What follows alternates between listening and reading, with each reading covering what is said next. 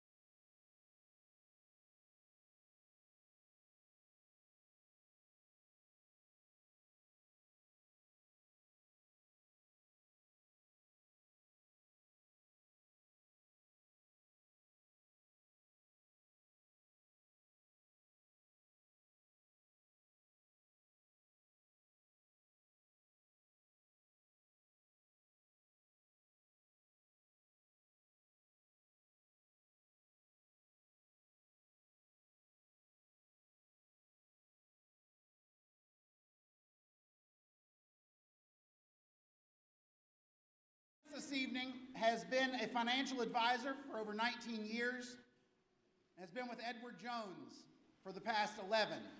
If you will notice on the back side of the Manual of Government here at Boys State, Edward Jones has been very generous to West Virginia American Legion Mountaineer Boys State. Not just through coming to present to us, but also through financial support. Lisa Kane's office is located in Buchanan. In her free time, she enjoys volunteering in the community, working with animal rescues, gardening, painting, and spending time with families. But most importantly, she enjoys helping young people secure their financial future and beginning to think and plan ahead as far in advance as they possibly can. So please extend a warm Mountaineer Boys State welcome to Miss Lisa Kane.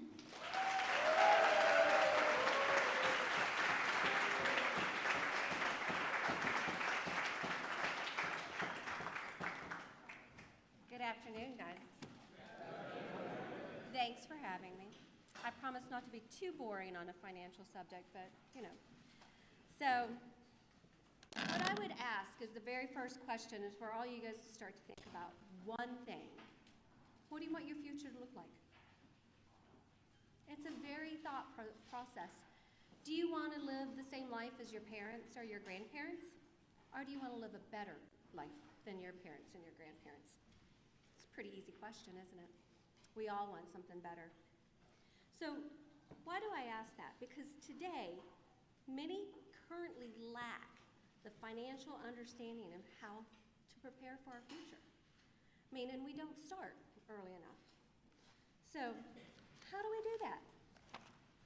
What's she talking about? Right? Okay, I'm gonna start at a budget. Ugh, I know, you're like, a budget? I'm too young for a budget. But why should you budget? When you budget, you become financially independent for your future. You manage your finances well with, and as a young person, you're getting ready to find out, finances is gonna be your number one stress. It breaks up marriages, finances, it's, slams doors. I mean, not that I did that anytime in my lifetime, but, so in the future, what you can do by budgeting is you'll have money when you retire. And I'm gonna tell you, it's a lot more fun to retire with money. So, you'll have money for emergencies. So, this week I had to tell an 80-year-old lady that she had to get a reverse mortgage. It wasn't a lot of fun. So, if you guys start early, you won't have that problem. So, less debt means more freedom. And budgeting means you will have prepared for your future in order to have freedom. So, overall, what does it mean? A budget means you will not spend more than you make. What do you think about that? That laptop's really pretty, and when you're in your 20s, that red truck is really nice. Or, that house is really the perfect thing, and it's way out of my budget. But, you need to start and understand where your inflows match your outflows. And you gotta start now. So, why should we start now?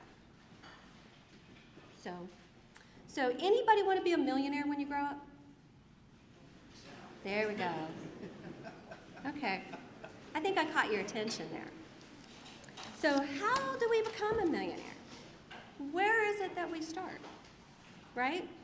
It's time plus money equal to your retirement savings. And guys, listen. Your retirement account is not a savings account. You do not use it for a boat. You do not use it for that shiny new toy. Understand? Mom's talking up here. So don't.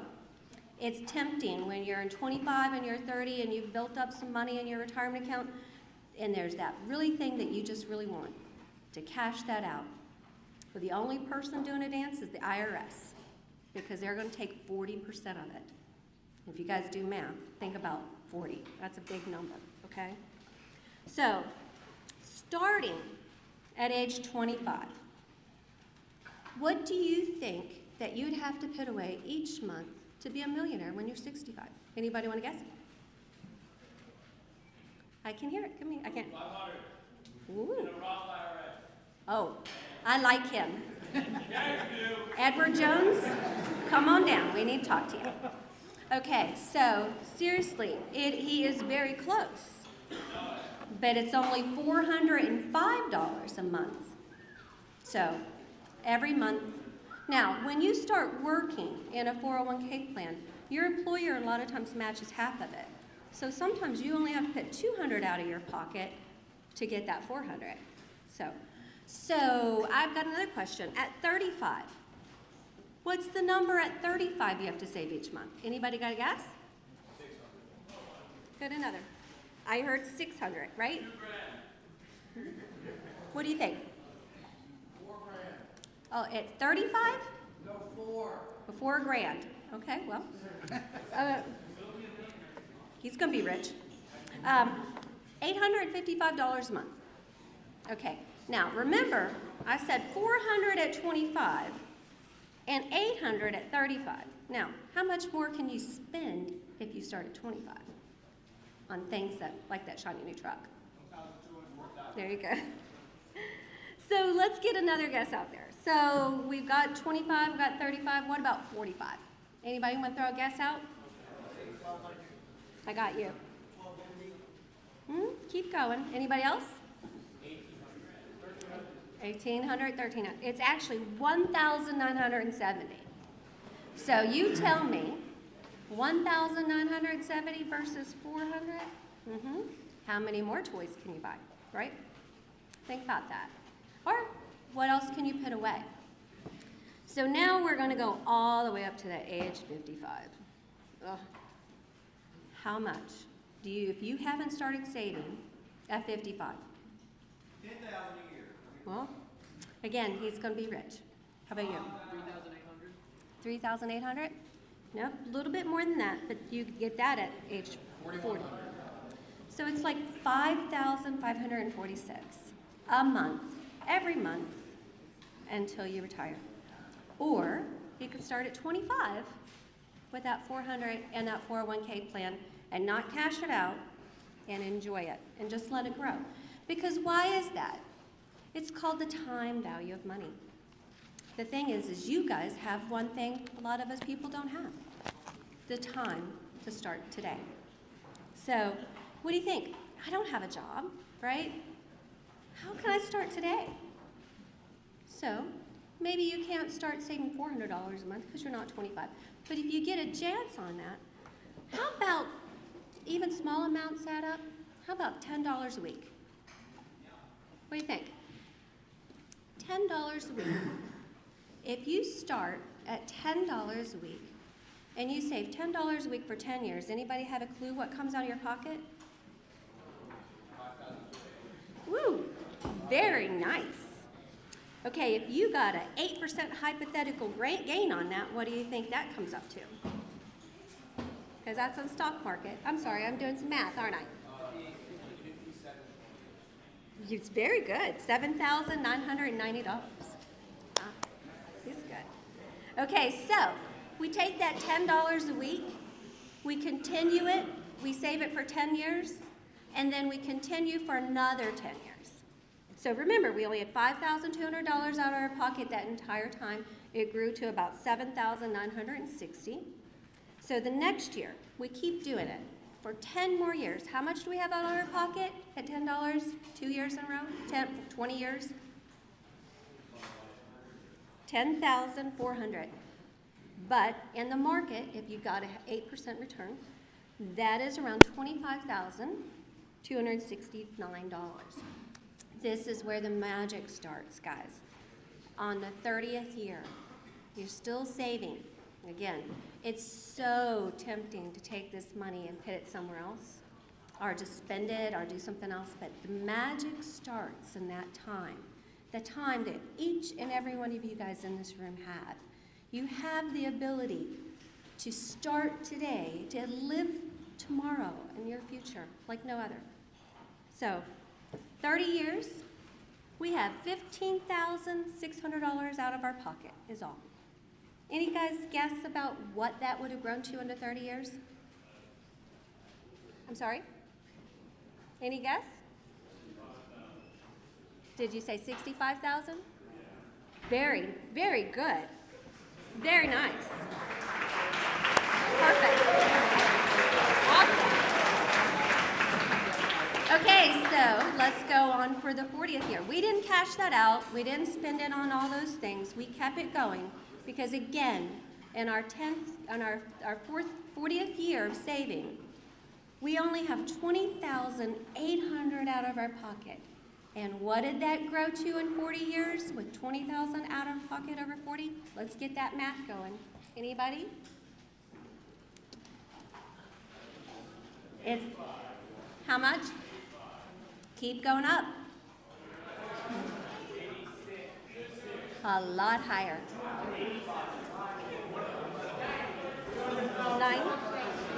Okay. How about $151,000? Okay, I have one more question. Who's going to start saving $10 a week now? Right? There we go. So, and why is that important? And I hear this all the time. I don't need that much money. Right. Well, let's talk about why. Well, so when we look back at this thing called inflation. If you watch any of the TV anytime now, inflation's top of the board. You go to the grocery store, it's horrible. But back in 1960, a first-class stamp cost 4 cents. 4 cents. Today, it's over 55.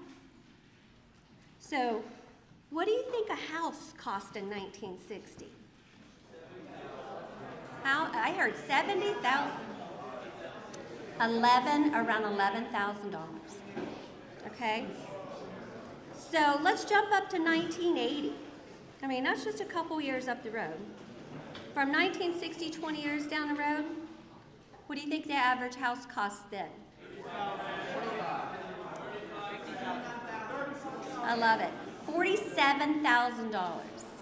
Okay? So we're going to jump up another 20 years. So in 2000, what do you think a median house cost? $119,000. And today, that same house that you paid $11,000 for back in 1960 is about $165,000. So, yeah, I know that's a long span, but 40 years is what you guys have to face in retirement. So think about the fact if you started not at 25, but at 17 and 18. Does that mean you could retire early? Maybe. So a little scary tact in 2033, if the government doesn't fix Social Security, you guys aren't going to get it to age 70, maybe 75. So start saving. So with that said, you're not too young to start now. And that horrible, boring thing called a budget, well, that's the perfect place to start. So make a SMART goal for yourself.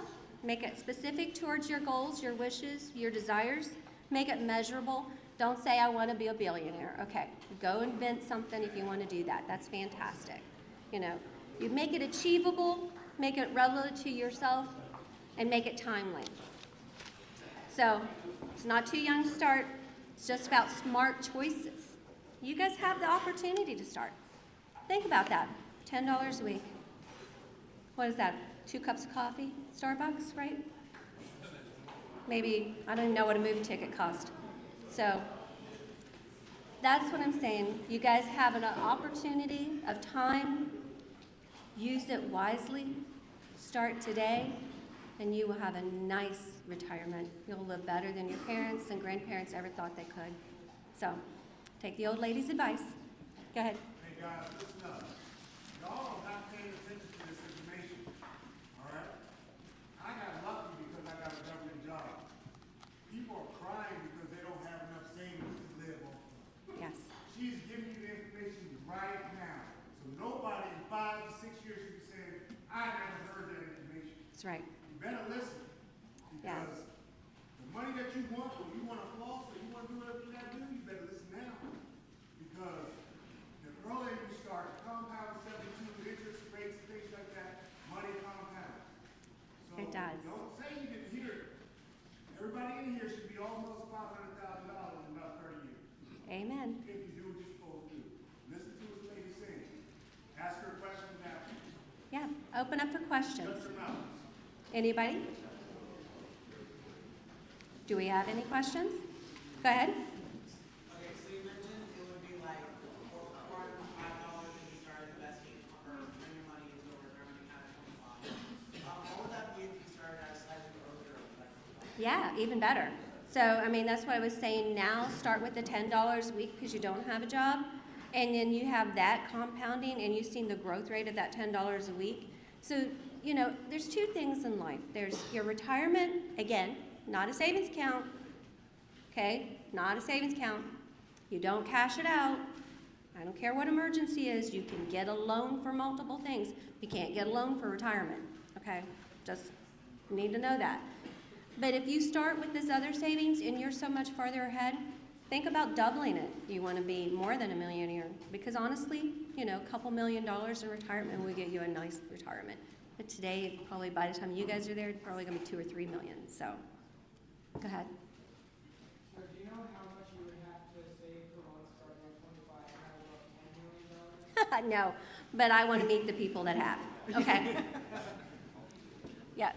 I like a lot of West Virginia citizens. I'm looking at student loans. Yes. Do you have any tips for dealing with them? Well, yeah, my daughter had student loans. We've paid those off. So again, choose your classes wisely. You know, before you choose your second semester, make sure it's something you want to be in. As an example, my lovely daughter, which I love very much, said she's going to be a physician. Went through for a year and a half of school, walks out and says, I'm not going to work that hard. Yeah. 2 years of school, going down the thing to change careers. So kind of get all your undergrad studies, get all this, you know, your simple classes, your Englishes, your math, get all that stuff out first. Grow up your first year of college because that freedom's a lot of fun, just so you know. But just try to do that first and focus on it. You can get a part-time job when you're in school. You can be, you know, one of the aides over one of the rooms. There's a lot of ways that you can make your student loans. And there's a lot of grants out there. So look, study. I mean, and there's lots of ways that you can cut it. I actually have a 25-year-old doctor as a client with 0 student debt. He said he ate peanut butter and jelly every day. He never ate out. And he did all the things that none of us want to do. But that would have been a loan that he would have probably walked out with $255,000 for. And he walked out with nothing, no debt, and a doctor. And now he's making, you ready? $650,000 a year. So, it's possible, guys. Yeah, it's possible. So dream it now, because you can do it. If you set your mind to it, you can do it. What's your question? When it comes to like banking and like choosing your accounts and stuff, is there like any type of benefits or things we should be looking for? Banking, well, yeah, you definitely want to make sure that it's an interest-bearing account. You know, you just can't go into the market till you're 18. But there's a lot of apps and things out there you can start. You can buy shares of stock. You can buy shares of Apple and Google and Amazon and all of those things, and you can just buy them in little, like dollar cost average into them with a lot of these apps. So my suggestion is you get a bank. So I know, when I'm 15, I had a lawn mowing business. Yeah, girl with a lawnmower, right? But I made $60 an hour at 15. I went to a place and I knocked it out. I pushed that little old red lawnmower up and down that road and I made $60 an hour. Think about that. So, nice. Go ahead. Okay. Oh, I invested tons of stocks. Oh, lots of them. I mean, I am a stock girl. I'm a stock picker. So I've done that for 22 years. But every stock needs to fit the person's risk tolerance and their age. So I can't just tell you which stocks to pick. They're different for each and every person. And you can study them. There's places out there you can Google about stocks. Lots of places you can learn. There's also a good book called Stock Picking for Dummies. It's quite comical. Go ahead. So I know some people who do this, and I want to get your opinion on this. What about buying like physical assets like gold and silver? Yeah, you know, precious metals sometimes aren't so precious. So, you know, if they're so perfect, why do they take your cash dollar for it? You know, think about that. And they also are very volatile. So you've got to understand when to buy them and pay attention. So if you're watching the commercial, don't necessarily, again, remember they're being paid to sell it. So, you know, find some tangible assets with some good balances, and it's been around for a long time. I know gold and silver has, but again, it's a volatile asset.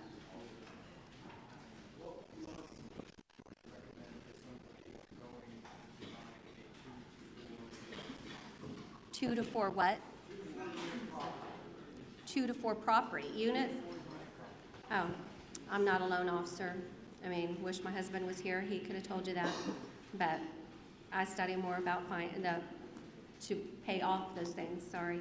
But real estate is never going to be a bad investment at some point. Tom might be a better answer for that. You know real estate much better than I do. Any other questions? Sorry, go ahead. What investment banking app would you recommend? What investment bank? App. You know, I don't know. Help. I don't pay any attention to apps. I'm sorry.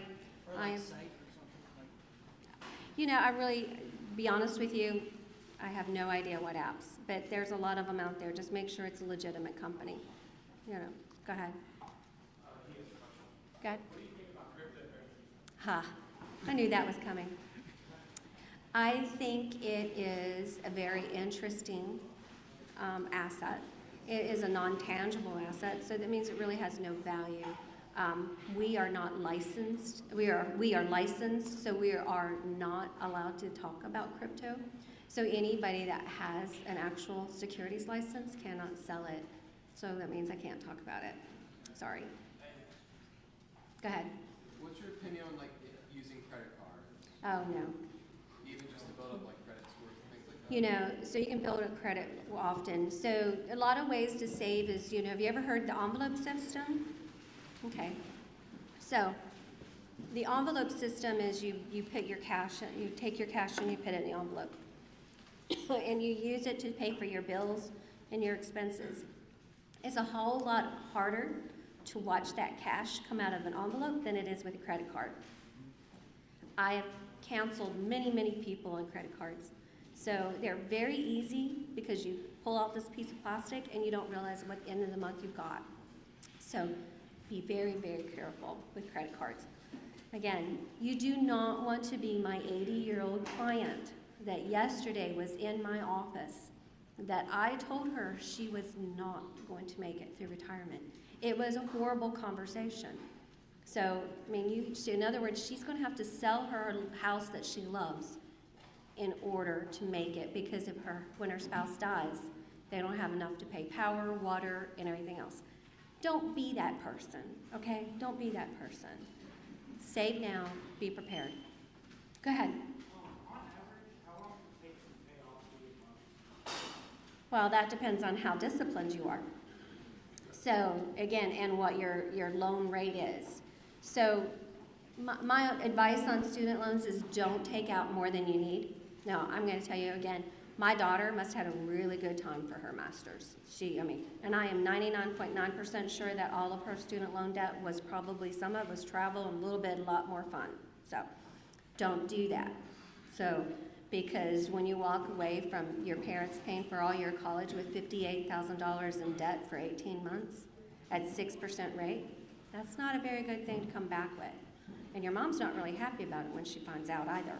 So, but think about it. You know, look, there's so many places that will give you grants. And working in college is not a sin. Sorry.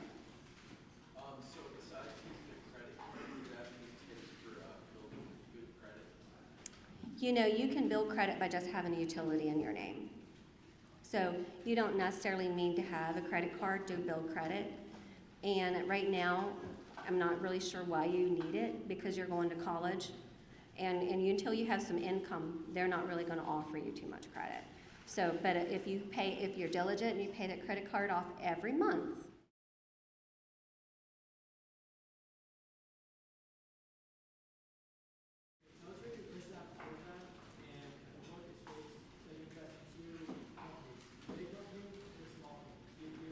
I'm sorry, I can't hear him.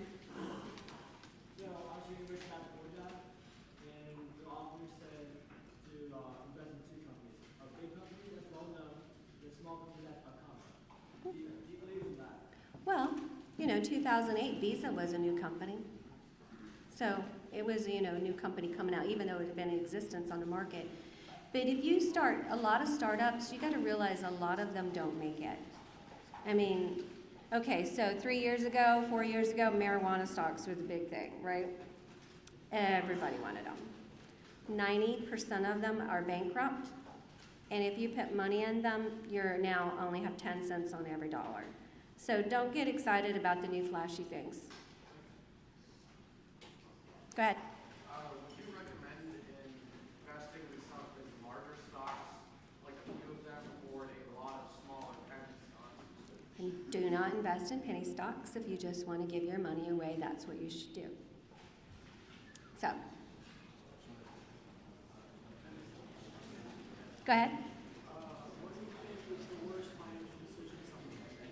What do I think the worst financial decision ever had is, again, cashing in your retirement plan that you've been saving for years before you're 59 and a half, paying a 10% penalty because you're not 59 and a half, and 30% on taxes. So again, losing 40% of your retirement savings for usually instant gratification. Usually that's what it is. So that is the worst financial decision. The second would be buying a house that you cannot afford. So, my advice to you guys is buy the house with the purple bathtub. It's a little less expensive, and, you can fix it up as you go. You can do one room at a time. And then you can sell it for a lot more than you have in it, and you can use that cash later on to build what you want. In other words, don't start with the same properties that your parents have today, because you're not your parents. Start small, work your way up. Again, as Dave Ramsey would say, live today like no other, so tomorrow you could live like no other. That's a very good start in life. Okay? Thank you, guys. I appreciate it.